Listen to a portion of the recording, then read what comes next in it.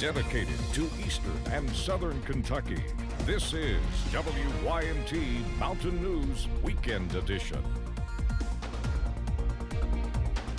Good evening, I am Olivia Calfee. Finding a place to live has been an issue in Eastern Kentucky, but the July flood has only intensified the problem.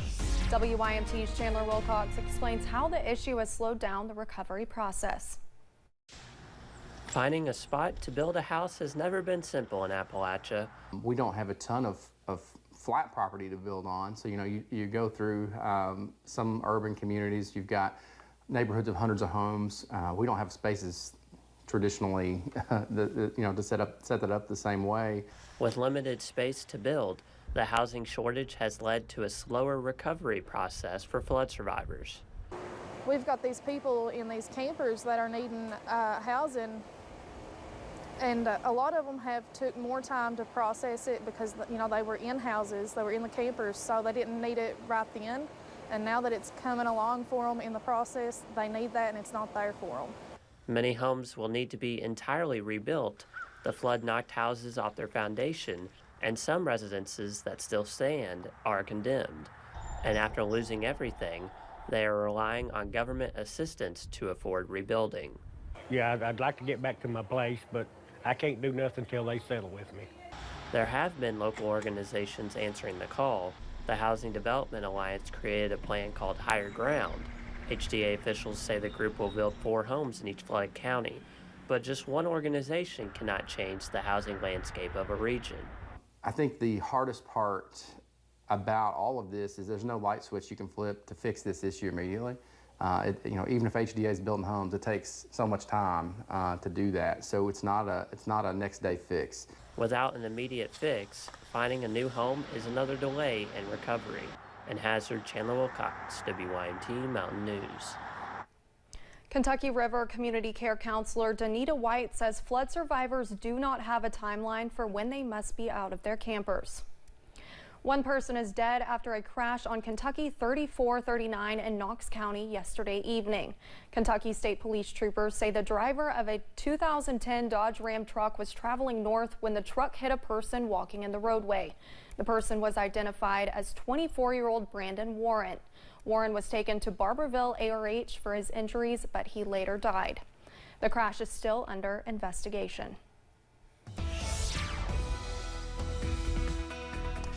The weather is quiet as we close out the weekend, but we are tracking some changes for the upcoming work week. Here's a live look over at Buffalo Mountain this evening. A beautiful sunset. Current temperature is a little bit chilly though, 37 degrees over in Perry County. A little bit warmer though in Somerset. Also looking at quiet conditions over in Pulaski County.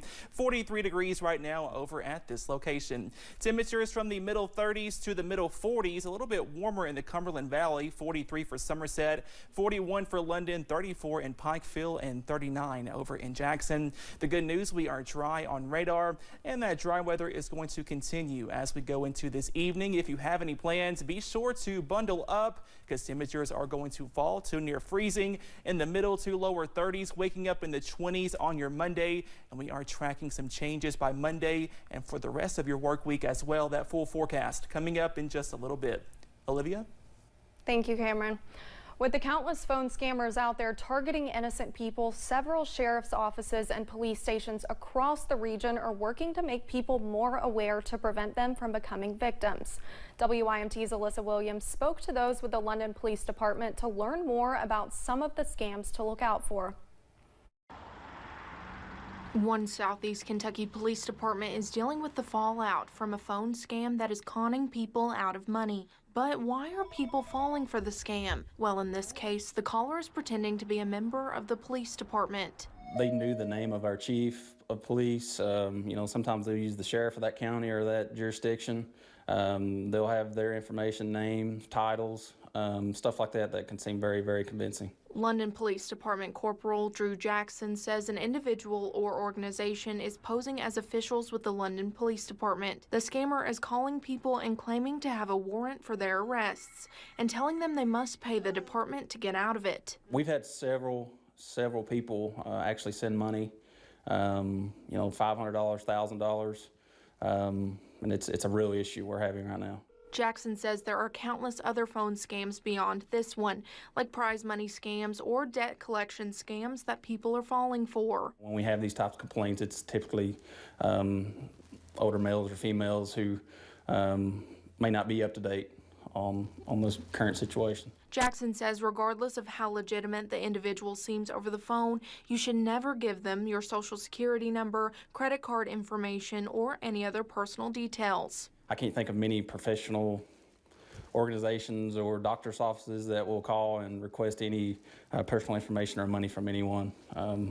So if you do get a phone call of that nature, it's completely false. And if you do not know the number calling, Jackson says that's an even bigger red flag to not answer the phone. I've seen several, even myself had several phone calls. On my iPhone, it'll say maybe another country.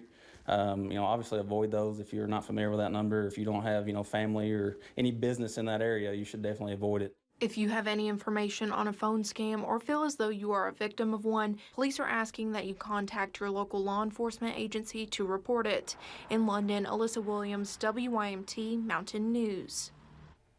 Kentucky State Police Trooper Matt Gayhart says if someone is caught scamming others, they can be charged with a theft by deception. And depending on the amount of money they scammed people for, they can serve up to 10 years in prison. We have more information about one more phone scam. This one is out of Prestonsburg. Prestonsburg police officers say someone is spoofing the 911 communications number and claiming they have a warrant for your arrest. The number shows up as 606-886-1010. They warned the scammer is trying to get your personal information. Prestonsburg police wanted to remind everyone they will never contact you by phone in the case of a warrant, and you should never give away personal information. We are following a story out of Breathitt County. Police say Barry Johnson was arrested around 4:30 this afternoon on charges of murder, domestic violence, falsely reporting an incident, and more. Officials with the Breathitt County Sheriff's Department confirmed that Johnson reportedly shot a family member, but then reported the case to police as a suicide. We will have more about the case coming up tonight at 11.